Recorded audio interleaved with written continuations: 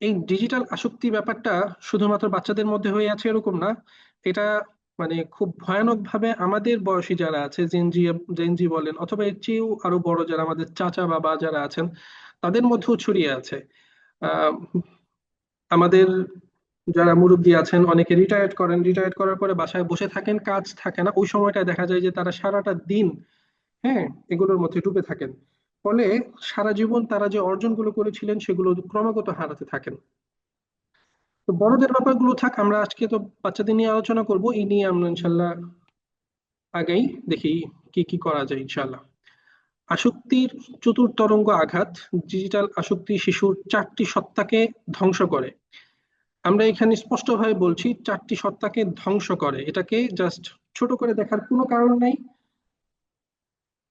এটা বাচ্চার ভেতরের এই 4টি সত্তাকে একদম সমূলে ধূলিসাৎ করে দেয়, ধ্বংস করে দেয়।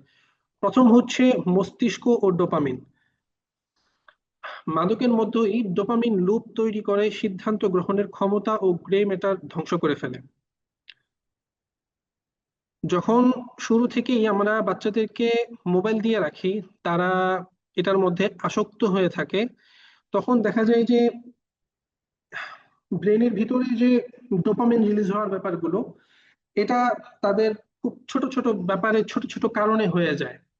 ফলে তারা ওটার মধ্যে এত বেশি আসক্ত হয় যে যেই সমস্ত বিষয়গুলো অল্প ডোপামিন নিঃসরণ করে অথবা ধীরে ধীরে ডোপামিন নিঃসরণ করে, সেই জায়গাগুলোতে তারা আর বেশি ফোকাস করতে পারে না। আর ডোপামিন নিঃসরণ হওয়ার এই বিষয়গুলো যখন বাড়তে থাকে তখন সেটা মাদকের মতো কাজ করে। দ্বিতীয় হচ্ছে মায়োপিয়া মহামারী। সারা বিশ্ব জুড়ে শিশুদের চোখের অগ্নিগোলক লম্বা হয়ে যাচ্ছে এবং তারা দূরের জিনিস ঝাপসা দেখছে। আপনারা খেয়াল করবেন বর্তমান জামানায় বাচ্চাদের চোখে চোখে চশমা উঠে যাচ্ছে। আমাদের সময় এত বেশি চশমা ছিল না। আপনাদের সাথে মজার একটা গল্প শেয়ার করি। আমার ছোটকালের যখন আমরা হিসখানায় পড়তাম, ওই সময়টাতে মাদ্রাসায় তো জানেন, আমরা যখন ছোট ছিলাম 2004-5 সময়ের কথা বলছি, ওই সময়টায় মাদ্রাসায় খুব কড়াকড়ি ছিল। বর্তমানে তো আলহামদুলিল্লাহ বিষয়গুলো একটু থেমেছে, এত কড়াকড়ি নাই। তো তখন আমরা প্রচুর রোদ দেখতাম, যার কারণে আলহামদুলিল্লাহ চোখে কোনো সমস্যা ছিল না। তারপরেও আমরা আমাদের জায়গা থেকে, বাচ্চা বয়সে যে দুষ্টুমি করার ব্যাপারটা, সেই জায়গা থেকে আমরা আহ, আমাদের ওস্তাদের কাছে গিয়ে বলতাম যে চোখে কেমন কেমন দেখছি, একটু ঘোলা ঘোলা লাগছে এরকম। তো আমাদেরকে ডাক্তার দেখানো হলো। হ্যাঁ, ডাক্তার দেখানোর পরে আমাদের ওখানে টেস্ট করানো হলো। আহ, এবং আমাদের খুব জোরাজুরির পরে ডাক্তার আমাদেরকে চশমাও দিলেন। চশমার পাওয়ার ছিল, যদি আমি ভুল না বলি, অনেক আগের কথা বলছি যেহেতু, 25 আর 30 মনে হয় ছিল, অথবা 25 আর 75 এরকম ছিল, খুব কম।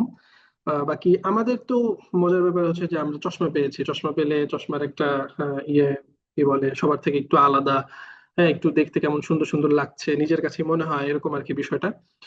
তো এখানে তো সবক মুখস্থের সময়টা হচ্ছে মাগরিবের পর। মাগরিবের পরে তো ফুল মনোযোগ দিয়ে সবক মুখস্থ করতে হয়। ওই সময়টায় আহ, আমার যেহেতু আসলে চোখে সমস্যা নাই, তা আমি কি করলাম, হ্যাঁ, চশমাটা খুলে পিছনে রেখে আমি পড়তে শুরু করলাম। তো উস্তাদজি বিষয়টা খেয়াল করলেন, খেয়াল করে কিছুক্ষণ পরে আসলেন। উস্তাদজি এসে বললেন যে, কি তোমার না চোখে সমস্যা, চশমা খুলে রেখেছো? তো আপনাদের সাথে বিষয়টা শেয়ার করার উদ্দেশ্য হচ্ছে এইটা, যে ওই সময়টাতে আমরা কিন্তু আমাদের ক্লাসমেট অথবা আমাদের সমবয়সী যারা ছিল তাদের মধ্যে এত চশমা দেখতাম না। কিন্তু বর্তমান সময়ে দেখা যায় যে প্রচুর বাচ্চার চোখে চশমা উঠে যাচ্ছে এবং চশমার পাওয়ার অনেক বেশি, গ্লাস একদম ভারী হয়ে আছে। এটার বড় একটা কারণ হচ্ছে এই ডিজিটাল আসক্তি। যার কারণে এটা হয় কেন, আমি আপনাদেরকে আরেকটু খোলামেলা বলি। সেটা হচ্ছে যে চোখটা মূলত দূরের জিনিস দেখার জন্য কাজে লাগে। আমাদের পূর্বপুরুষ যারা ছিলেন তারা এই চোখটাকে বিশেষ করে কাজে লাগাতেন হচ্ছে শিকারের সময়। দূরের জিনিস দেখার জন্য দেখা যেত যে চোখটা কাজে লাগে। তো যখন আমরা ক্রমাগত বাচ্চারা একদম কাছ থেকে জিনিসগুলো দেখছে, তখন তাদের এই গোলক যেটা আছে সেটা ধীরে ধীরে গোলাকৃতি থেকে একটু চারপাশে ছড়িয়ে যায়। তো চারপাশে ছড়িয়ে গেলে তখন কি হয়, একটু লম্বা হয়ে গেলে তখন সে ঠিক মতো রেটিনাটা ফোকাস করতে পারে না, বরং রেটিনার সামনের অংশটা ফোকাস করে এবং দূরের জিনিসটা তখন ঝাপসা লাগতে থাকে। 3 নাম্বার ক্ষতি হচ্ছে ভার্চুয়াল অটিজম। এটা যে কি ভয়ানক ব্যাপার! দ্বিমুখী যোগাযোগের অভাবে স্পিচ ডিলে হচ্ছে এবং শিশুরা আবেগের অনুভূতিহীন হয়ে পড়ছে। শিশু মানে কয়েকদিন আগের কথা আমি আপনাকে বলি। আহ এক বাচ্চার বয়স হচ্ছে প্রায় 2.5 বছর। আমার সাথে তার বাবা কথা বলছিলেন যে 2.5 বছর হয়ে গেছে, এখনো বাচ্চা কোনো কথাই বলে না। তা আমি প্রথম তাদেরকে অভয় দিলাম যে এটা নিয়ে এত বিচলিত হওয়ার কিছু নাই, যে অমুক কথা বলছে তমুক কথা বলছে, আপনার বাচ্চা কেন কথা বলছে না। প্রথম কথা হচ্ছে যে এটা নিয়ে বিচলিত হওয়ার কিছু নেই, প্রথম। আর দ্বিতীয় হচ্ছে যে কেন কথা বলছে না কারণগুলো সচেতন ভাবে খুঁজে বের করেন। তো আমি তাদের সাথে মোটামুটি একটু লম্বা সময় কথা বললাম। কথা বলতে বলতে যে জিনিসটা সবার মানে পরিষ্কার হয়ে আসলো, সেটা হচ্ছে যে তারা তাদের কাজের সুবিধার্থে এবং বাচ্চার কান্নাকাটিকে থামানোর জন্য বাচ্চাকে মোবাইল দিয়ে রাখে। মোবাইলে বিভিন্ন ধরনের কার্টুন, তারপরে হচ্ছে বিভিন্ন ধরনের নাচ গান থেকে নিয়ে যা কিছু, এগুলো বাচ্চা তার মতো করে ইউটিউবে ঢুকে ইউটিউবে বিভিন্ন ভিডিও তার মতো করে সে দেখে। এখন বাচ্চার হাতে যদি মোবাইল দিয়ে রাখে সারাক্ষণ, অবশ্যই মা বাবা সামনে দাঁড়িয়ে মানে দাঁড়িয়ে থাকছেন না। যেহেতু মা বাবা তাদের সুবিধার জন্য সন্তানের হাতে মোবাইল তুলে দিচ্ছেন, সেখানে তো মা বাবার সারাক্ষণ দাঁড়িয়ে থাকার কোনো কারণ নাই। তো সন্তান তার মতো করে বিভিন্ন ধরনের কন্টেন্ট দেখছে। তো সে যখন কন্টেন্ট দেখছে এবং সেখানে সে দেখছে যে কন্টেন্টে তার রিপ্লাই দেওয়ার মতো কোনো কিছু নাই, সে রেসপন্স করার মতো কিছু নাই, বরং ওটা তার মতো করেই চলছে, তখন সে রেসপন্স করার যে প্রয়োজন সেটা ভুলে যায়। ফলে তার মধ্যে স্পিচ ডিলে হয়। তার জায়গায় যদি মা বাবা নিজে তার সাথে কথা বলে, তাহলে দেখা যাবে যে সন্তান ধীরে ধীরে রেসপন্স করছে, তার মতো করে রেসপন্স করছে। যেরকম ছোট থাকতে বাচ্চারা পানি বলতে দেরি হয়, তো তারা পানিটাকে ধীরে ধীরে কি বলে, মাম বলে, মানি বলে, এরকম বিভিন্ন শব্দ বলে। তো প্রত্যেক বাচ্চাই তার মতো করে ধীরে ধীরে কথা বলা শুরু করে। কিন্তু মোবাইলটা যদি দেওয়া হয় তাহলে দেখা যাবে যে এটা এত বেশি দেরি হয়ে যাচ্ছে, যেটা স্বাভাবিক দেরি হওয়ার কথা ছিল না। এবং এটার কারণ থাকে হচ্ছে মোবাইল। 4 নাম্বার হচ্ছে আধ্যাত্মিক মৃত্যু হয়। এটা তো মুসলমান হিসেবে সবচেয়ে বেশি ভয়ানক ব্যাপার। কার্টুনের মাধ্যমে শিরিক ও বেহায়াপনা অবচেতন মনে প্রবেশ করে শিশুর ফিতরাত নষ্ট করছে।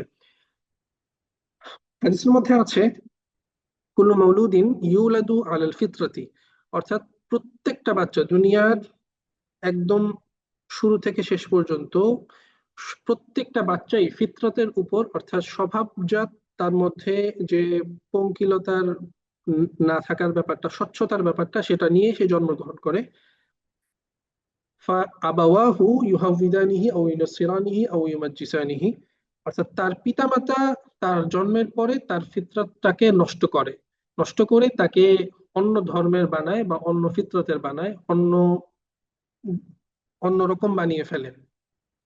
সন্তানের ভেতরটা কিন্তু খুব পরিষ্কার থাকে শুরুতে, কিন্তু মা বাবা যখন নিজেদের সুবিধার জন্য বা সমাজে বিভিন্ন কিছু দেখিয়ে তাদেরকে তার তাদের মতো করে গড়ে তুলতে চায়, তখন দেখা যায় যে সে বাচ্চার ফিতরতটা নষ্ট হয়ে যায়।